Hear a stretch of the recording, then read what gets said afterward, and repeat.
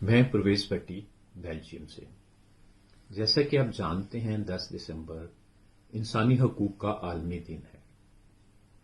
اس دن کی مناسبت سے ہم اپنی مسیحی بیٹیوں کے لیے اور قوم کی تمام بچیوں کے لیے ایک پرامن پرزور مظاہرہ یورپین پارلیمنٹ کے سامنے کر رہے ہیں،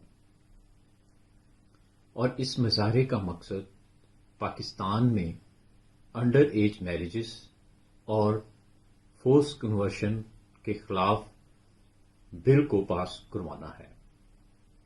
میں بیلجیم میں رہنے والے تمام پاکستانی مسیحیوں کے ساتھ ساتھ پاکستانیوں سے اپیل کرتا ہوں کہ وہ اس میں ہمارا ساتھ دیں، اور حکومت پاکستان سے مطالبہ کرتا ہوں کہ وہ پاکستان میں پاکستانی مسیحی نمائندوں کے ساتھ مل کر اس بل کو پاس کروائیں۔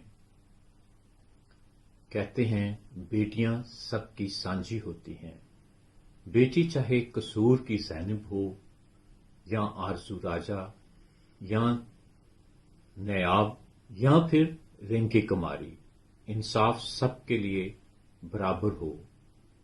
نہ کچھ کرنے سے بہتر ہے کہ ہم کچھ نہ کچھ کریں، اپنے حصے کا حصہ ڈالیں۔ میں آپ سب سے ایک دفعہ پھر پرزور اپیل کرتا ہوں کہ 10 دسمبر کو بیلجیم میں یورپین پارلیمنٹ کے سامنے آ کر ہمارا ساتھ دیں۔